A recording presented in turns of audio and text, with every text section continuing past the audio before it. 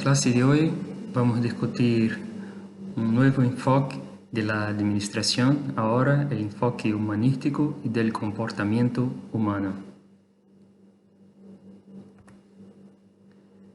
Hola, bienvenidos todos. La clase de hoy vamos a discutir un poco y hablar del comportamiento humano dentro de las organizaciones y en específico de un otro enfoque en las teorías de la administración.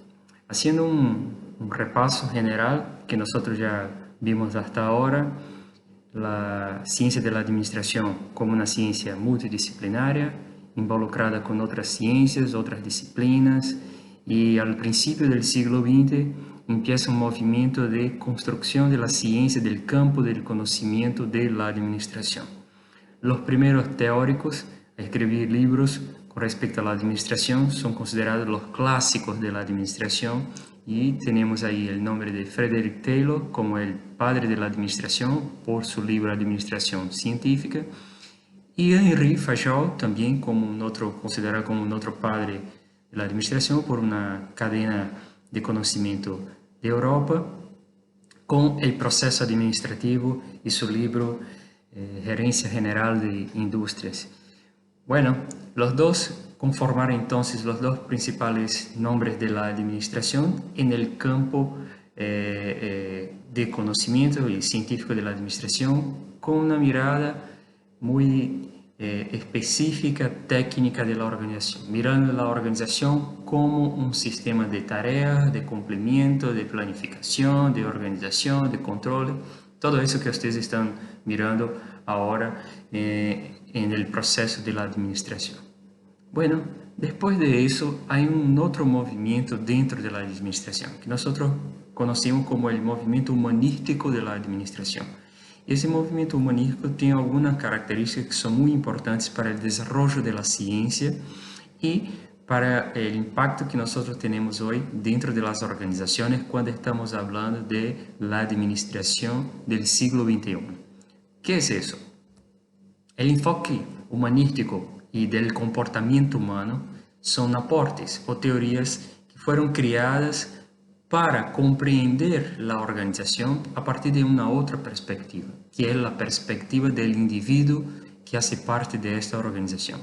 Recuerden que yo siempre he hablado con ustedes que las organizaciones son hechas por personas y para personas. ¿Y por qué eso es importante? Porque en ese enfoque humanístico del comportamiento humano que vamos a tener estudios más direccionados para comprender el rol y la importancia de las personas dentro de las organizaciones. Los aportes de las teorías clásicas fueron fundamentales para el desarrollo de la ciencia, para el desarrollo de la administración, pero no fueron suficientes. ¿Qué es hablar que no fueron suficientes? No fueron suficientes para comprender la complejidad de las organizaciones. Y por eso que otros teóricos, otras teorías, otros aportes fueron necesarios para que hoy podamos tener un conocimiento más amplio de la organización y de sus características. Este enfoque humanístico del comportamiento humano generó en la ciencia de la administración que nosotros llamamos de un conjunto de autores que escribieron, que pensaron, que hicieron investigaciones, estudios dentro de una misma característica. Y nosotros llamamos eso de escuelas teóricas.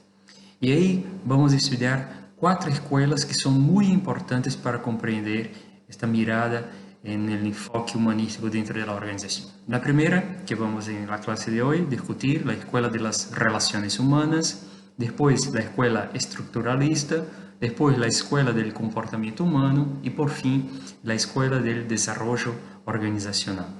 Porque es a partir de estas escuelas que nosotros vamos a conocer un montón de herramientas que son utilizadas hoy y que fueron utilizadas desde ese momento para comprender y ayudar la productividad, la efectividad de las relaciones laborales y todo lo que nosotros conocemos como el compromiso de la organización con las personas, ¿sí?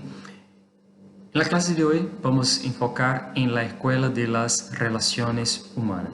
Y la primera cosa que tenemos que tener en cuenta es que eso no fue una escuela que surgió de la nada. Simplemente una persona ahí sacó una idea y no, ahora vamos a escribir con relación al comportamiento humano.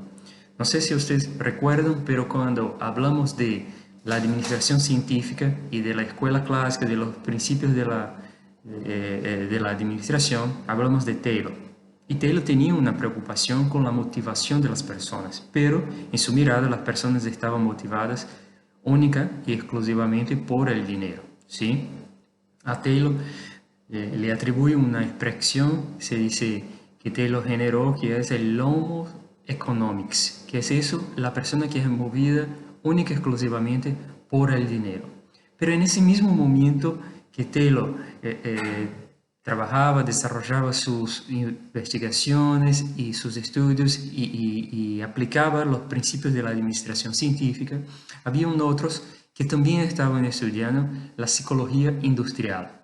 Y una de esas personas, nosotros ya hablamos también, que fue la esposa de Gilbert y que trabajaba y desarrollaba y fue considerada la primera persona a estudiar la psicología industrial. La señora Lillian Moret Gilbert, juntamente con Mary Park Foley y otras, fueron los principales nombres de la psicología industrial. ¿Qué fue eso? Un movimiento que buscaba comprender los factores psicológicos que estaban generando cualquier tipo de cambio en las personas dentro de la organización. Comprender cómo el ambiente de la industria, de las empresas, estaba generando algunos sentimientos como ansiedad, depresión, dudas en las personas que estaban ahí metidas. Recuerdo que estábamos viviendo un cambio del siglo XIX para el siglo XX, la industrialización, las ciudades siendo conformadas y todo ese proceso de sociedad basada ahora en grandes organizaciones y en la empresa. El modelo fordista y taylorista se espallaba por todo el mundo y ahí nosotros tenemos un cambio del comportamiento de las personas dentro de la sociedad. La psicología industrial entonces empieza a estudiar eso.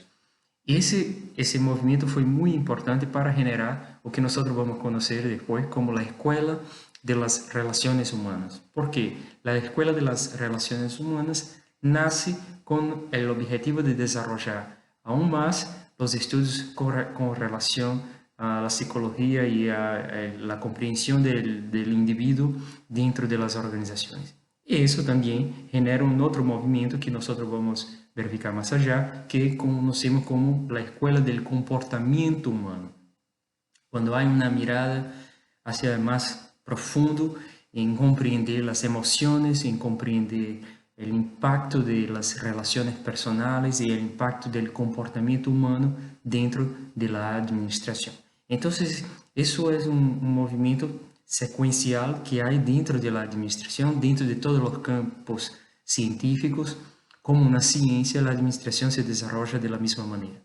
En determinado momento, las personas van se acercando, van buscando, estudiando, hacen cambios de paradigma, empiezan a estudiar otras cosas y desarrollan así la ciencia y el campo científico. Bueno, ¿qué fue la escuela de las relaciones humanas propiamente dita? Fue una escuela que estaba más preocupada con la comprensión del fenómeno humano dentro de las organizaciones. Yo ya había hablado que la administración es una ciencia multidisciplinaria y que realiza diálogos con distintas otras ciencias. Y es sumamente importante comprender eso porque si al principio los principios de la administración, la teoría clásica, fue conformada por ingenieros que pensaron la administración, en ese momento la Escuela de las Relaciones Humanas fue conformada por psicólogos, sociólogos, personas que empezaban a mirar las organizaciones, las empresas, por así decir, a partir de una otra perspectiva de conocimiento. Eso es muy importante para nosotros comprendernos porque son como anteojos para la comprensión del fenómeno que nosotros estamos trabajando. Cuando nosotros tratamos de ciencias, estamos hablando justamente de una ciencia que puede ser mirada con factos que son comprobables, que son mensurables y que pueden ser replicados. Eso es más o menos una definición de la ciencia. Y la Escuela de las Relaciones Humanas parte para la comprensión del fenómeno organizacional desde una perspectiva psicológica y sociológica. El principal nombre de esa escuela, sin duda ninguna, es Elton Mayo o Elton Mayo, utilizando el acento argentino. Nacido en Australia, fue un psicólogo, un sociólogo y también un investigador industrial de Harvard. Fue el fundador del Departamento de Investigación y Psicología Social en Harvard, aplicada a las organizaciones. Y es conocido en todo el mundo como el padre de las relaciones humanas, debido a su investigación en el campo del comportamiento humano y también por todos sus trabajos en ese campo de los factores económicos, de los factores no económicos, de los factores sociales, de la motivación de los trabajadores. Elton Mayo también tiene una historia muy interesante porque nacido en Australia, después emigró para los Estados Unidos, donde desarrolló todo su trabajo en el campo científico. ¿Y por qué una historia muy curiosa y divertida? Porque la Escuela de las Relaciones Humanas no nace de una manera intencional, o sea, no había una intención de crear un otro movimiento dentro de la administración. La intención simplemente era de comprender aún más el fenómeno de la administración y ampliar la capacidad de producción y de desarrollo de las organizaciones. Nosotros tenemos que recordar que en ese primer momento de la administración tenemos ahí un rango de 1901 hasta 1929, más o menos, cuando hay el crack de la bolsa de valores, una crisis económica en todo el mundo, y donde nosotros ahí tenemos un cambio en el escenario de las organizaciones.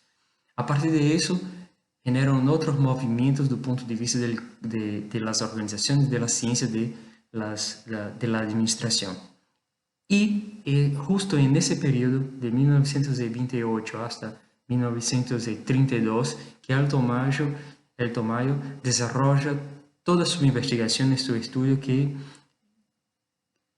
acabó por generar una escuela del pensamiento, influenció muchos otros investigadores, estudiosos en todo el mundo para comprender la organización y la administración a partir de una otra perspectiva de conocimiento, que hasta ese momento no estaba ahí dentro de los estudios de la administración. Bueno, ¿qué investigación, qué estudio fue ese que Elton Mayo desarrolló? Bueno, llevó a cabo un estudio, una investigación que tenía como un objetivo: ¿qué factores presentes en el entorno físico y social de una organización son capaces de afectar el desempeño laboral y la satisfacción del personal con la tarea realizada? Porque la pregunta es muy importante para el conocimiento del estudio de Elton Mayo. Porque percibo que la pregunta no fue cuáles son los factores de motivación de la persona, por qué las personas son importantes para las organizaciones, por qué las organizaciones necesitan de las personas, cuáles son los factores de influencia al individuo dentro de las organizaciones. La pregunta estaba direccionada para cuáles son los factores que afectan el desempeño laboral de las personas. O sea, el estudio de Elton Mayo tenía la misma mirada de los estudios de Taylor: mejorar el desempeño de las personas dentro de la organización, una búsqueda por la productividad de las organizaciones. Pero en ese momento, cuando realiza sus estudios, percibe una cosa que no estaba ahí esperando en las respuestas. ¿Cómo llevó a cabo ese estudio? Bueno, primero eligió una empresa llamada The Western Electric Company, y quedaba en un barrio de Chicago, conocido como Hawthorne, y el estudio fue desarrollado en 4 fases distintas. La primera fase, él tenía una mirada muy específica en la productividad y en los factores físicos del comportamiento humano. ¿Qué hicieron? Tenía ahí un grupo de trabajadores y ellos tenían la iluminación de la fábrica donde las personas estaban trabajando. El objetivo estaba en bajar la iluminación y verificar cuál la influencia que tenían de la iluminación en el comportamiento de la producción de las personas. O sea, como nosotros llamamos eso dentro del punto de vista de la investigación científica, generamos una hipótesis y queremos comprobar la hipótesis. La idea es, si yo bajo la iluminación, las personas trabajan menos y producen menos. Si eso es verdad, yo comprobo entonces mi hipótesis de mis estudios. Y eso fue la intención de Elton Mayo. Quería verificar si en ese momento, cuando bajaba la iluminación, las personas iban a se comportar de una manera esperada, como la disminución de la producción. Pero el resultado de eso fue completamente distinto do que estava esperando. Además, acrescentou aí pausas para descanso, algumas coisas que Taylor também e Gilbert já hacían do ponto de vista da administração científica. A ideia foi como eu posso melhorar o rendimento de uma pessoa a partir de los factores externos a la organización, como por ejemplo los recursos de iluminación, los recursos de descanso, los recursos de pausas para el trabajo y evidentemente también generar un conocimiento más para la organización.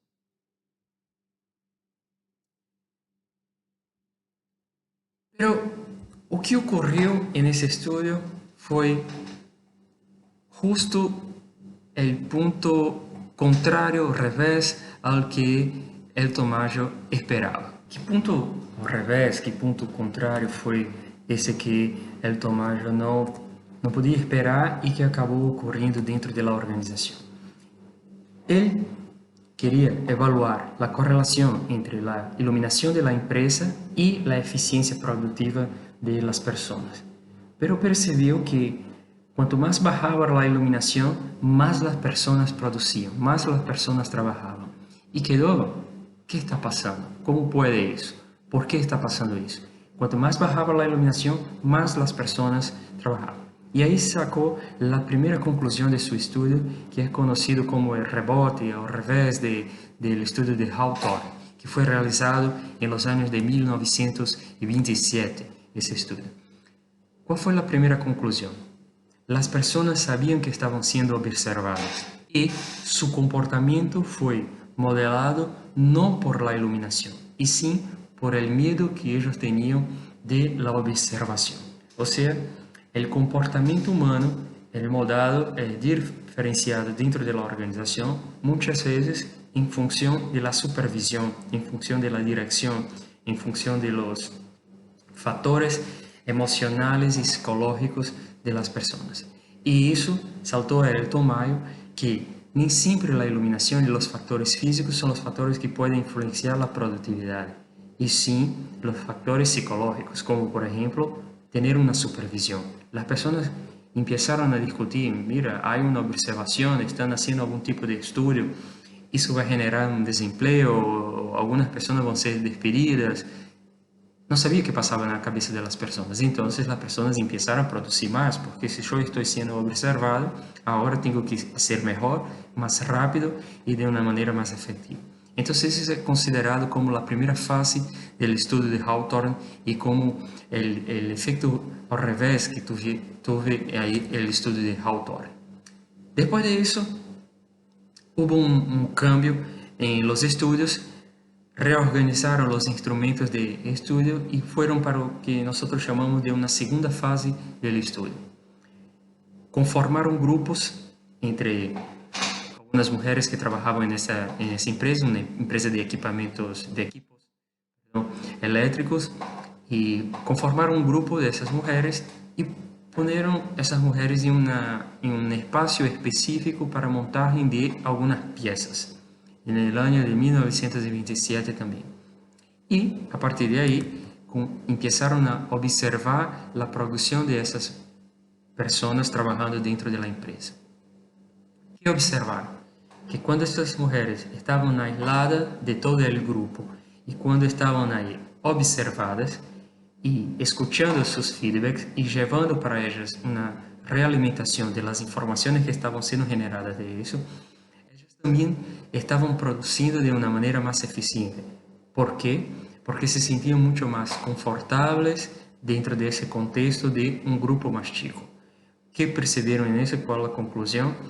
Que las personas se interrelacionan dentro de la empresa, no están simplemente aisladas dentro de la organización, sueltas ahí dentro de la organización y trabajan aisladas de todo. No, crean grupos y estos grupos se relacionan. Las mujeres hablaban que cuando estaban con un supervisor, que es un supervisor más tranquilo, más transparente, se sentían más a voluntad para trabajar y producían más. Cuando tenían una persona que no confiaban, nesse sentido, quedaban con miedo y ahí no trabajaban tan bien como estaban haciendo antes. Entonces, eso fue una segunda observación, una segunda conclusión del estudio de Hawthorne, que los grupos son importantes para el desempeño laboral. Elton Mayo entonces parte para una tercera fase en el año de 1928 dentro de los estudios de Hawthorne. Hace una entrevista para conocer las actitudes, los sentimientos de los trabajadores. Y hace un estudio con más de 2.000 personas haciendo preguntas con respecto a su trabajo, sus actitudes, sus sentimientos, con relación a sus jefes, con relación al trabajo dentro de la organización. Y a partir de ahí empiezan a percibir que los sentimientos de los trabajadores son importantes para su desempeño también en relación a las organizaciones. El estudio sigue en una otra fase en el año de 1931. Crean un grupo especial de trabajadores. Ese grupo de trabajadores un objetivo específico y una condición especial para trabajar. O sea, estaban separados del resto de la empresa y tenían una condición especial para trabajar. Y percibieron que ese grupo entonces empezó a trabajar y producir mucho más. Pero en determinado momento percibió que el grupo no avanzaba en la producción y quedaron inquietos con eso. ¿Por qué no avanza si tienen las mejores condiciones de trabajo dentro de la fábrica? Y percibieron que el grupo desarrolló algunas artimañas, algunas mañas, como nosotros conocemos, para no desarrollar la producción. ¿Por qué? Porque ellos percibieron que si teniendo una condición especial producían más, probablemente la empresa debería exigir mucho más de ellos. ¿Sí? Y una otra perspectiva que los que no desarrollaban bien iban a perder sus empleos. Entonces crearon una otra especie de conformación dentro de la empresa para que todos pudiesen producir la misma cantidad de productos, de piezas dentro de la empresa, creando un patrón de comportamiento de todos los empleados. O sea, ¿por qué yo voy a producir más si yo puedo hacer la misma cosa que mi compañero y garantizar el empleo del otro también? Mismo recibiendo una remuneración por piezas, pero había un techo para eso y había un mínimo, un piso también para la producción. Entonces ellos siempre trabajaban en el medio. La cuarta conclusión de Elton Mayo es que dentro de las organizaciones, de la conformación de las organizaciones, formalizada, como ustedes están viendo dentro del proceso de la administración, de la jerarquización, de todo eso que nosotros tenemos, hay otras cosas también. ¿Qué otras cosas son esas? La parte de la organización que nosotros llamamos de organización informal. ¿Sí? Entonces Elton Mayo saca algunas conclusiones que son muy importantes para ese estudio. La primera conclusión de ese estudio es que el incentivo económico no es la única fuerza y definitivamente la única fuerza motivadora de las personas dentro de las organizaciones. Ellas pueden ser motivadas por otros factores, ¿sí? Segunda conclusión, muy importante de ese estudio. El trabajador no es un ser aislado, o sea, no está solito dentro de la organización. Trabaja en grupos, en conjunto, y sus relaciones dentro de la organización crean un otro tipo de organización, que es la organización que nosotros llamamos de informal, una otra organización que hay dentro de las organizaciones. ¿Sí? Tercera conclusión muy importante de este estudio, la especialización funcional, algo que era defendido por Taylor, ¿sí? No necesariamente crea una organización más eficiente. Por más que nosotros especialicemos las personas, quizá las personas pueden no ser tan productivas y eficientes por otros factores. O sea, ni siempre aislar, especializar las personas, poner grupos especiales va a traer eficiencia organizacional si yo no trato de cuidar también de las organizaciones informales que son conformadas dentro de la empresa. ¿Sí? La otra conclusión que no hay una relación eh, inexacta de las cosas, o sea, no es simplemente porque yo voy bajar la iluminación y las personas van a producir más, o sea, hay otros factores que deben ser entendidos y comprendidos en la realidad de la organización. Y dos aspectos finales que son muy importantes de la conclusión de la escuela, que la comprensión del mundo de la persona adulta que está ahí trabajando dentro de una organización, que es mucho más complejo de que pensaba Taylor, que simplemente trayendo, motivando a la persona por plata, por dinero, esta persona estaría más motivada dentro de la organización. Eso es un punto importante. Y la otra, que el individuo dentro de la organización también desarrolla sus sentimientos, sus voluntades, sus inquietudes, sus gustos y tiene sus dificultades también do punto de vista de labor del trabajo. Entonces, esas fueron algunas conclusiones muy importantes para el desarrollo de la ciencia de la administración y la comprensión del fenómeno de la administración. Bueno, a partir de ahí, ¿qué generó esa escuela de las relaciones humanas para la ciencia de la administración, para las técnicas, para las herramientas, para nosotros hoy? La conformación y la identificación de los grupos y la importancia de trabajar los grupos dentro de la organización, las cuestiones relacionadas con liderazgo dentro de la organización y la conformación de los grupos informales dentro de la organización, la cuestión de la delegación de las actividades y cómo hacemos eso, y por ejemplo las cuestiones relacionadas al empowerment, a delegación, a conformación de equipos autodirigidos, todo eso que nosotros vamos a detallar un poco más después. Y las cuestiones relacionadas con la motivación. Comprender que el hombre no es simplemente un hombre, o el individuo no es simplemente un individuo motivado por el dinero, es motivado por otras cuestiones también y que la organización debería tener eso en cuenta en desarrollar de su estrategia, desarrollar de sus acciones nosotros percebemos que con el movimiento de la Escuela de las Relaciones Humanas hay un movimiento pendular. O sea, nosotros salimos de una teoría, de una escuela clásica de la administración, enfocada en los principios, en la organización, en la especialización, en Taylor con su mirada muy específica para la productividad y eficiencia organizacional, Fayol con su mirada muy específica para la organización de la empresa, las tareas, el proceso administrativo, y ahora una otra mirada, una otra perspectiva de la administración. Una administración que está mucho más preocupada en comprender el fenómeno humano dentro de la organización.